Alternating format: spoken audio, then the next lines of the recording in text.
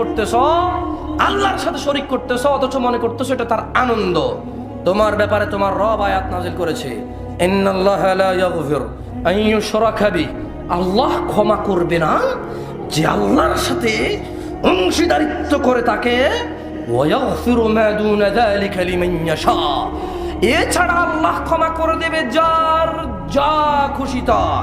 ওয়া মান ইউশরিক বিল্লাহ, যে আল্লাহর সাথে শিরিক করলো, ফাকাদ ইফতারা ইসমান আযীমা, সে মহা অন্যায় রটনা করলো। যুবক, তুমি ভেবে নাও, তুমি কি তোমার বন্ধুর উৎসবে যাচ্ছ নাকি ওর ইবাদতে যাচ্ছ? দেখো, আমি কারো বিরুদ্ধে বলতে চাই না, আর এটা নিয়মেরই বিরুদ্ধে বলা। ইসলামে মানুষ মুখ খুলবে দুই কারণে, এক, সংশোধনের উদ্দেশ্যে। কি উদ্দেশ্যে? তার মানে শত্রুতা রাখা যাবে না মুখ খোলার ক্ষেত্রে। কি রাখা যাবে না? ঘৃণা রাখা যাবে না। যখন কাউকে ডাকা হবে, যখন কাউকে সংশোধনের উদ্দেশ্যে কথা বলবে, ঘৃণা রাখা যাবে না। বুঝে আসছেন? আসেন। তাই আমি কারোর জন্য ঘৃণা রাখি না। কেউ মনে কষ্ট নিয়েন না যদি আপনাদের বিলিভে আমি আঘাত করি। আমি আসলে আপনাদের বিলিভে আঘাত করতে চাচ্ছি না। আমি চাচ্ছি আমার দেশের জনগণ যারা সুন্দর একটা স্লোগান দেয়, আপনারা এই স্লোগানকে ভুল বোঝেন। আমি জামশেদ মজুমদার মনে করি ধর্ম যার যার উৎসব সবার হইতে পারে, কিছু উৎসব আমার হইতে পারে, আমার বন্ধুর আনন্দ আমার আনন্দ, এতে দোষের কিছু নাই।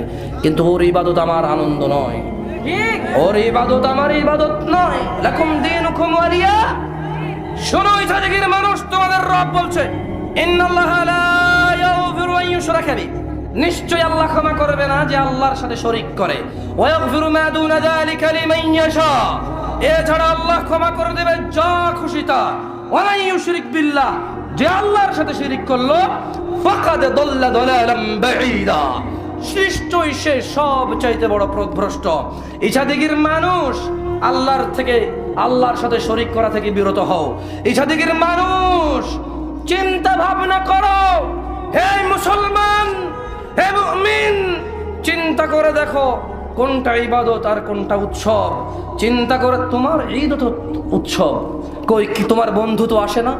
ধরে নাও তোমার বন্ধু আসলো, এখন আমি এইভাবে বললে অনেকে বলবে আসে। ধরো তোমার ঈদ, এটা ইবাদত, তোমার বন্ধু আসলো যে আল্লাহকে মানে না, তার এই ইবাদতে কোনো লাভ নেই, এটা কবুল হবে না। এটা আমরা মুসলমান মনে করি।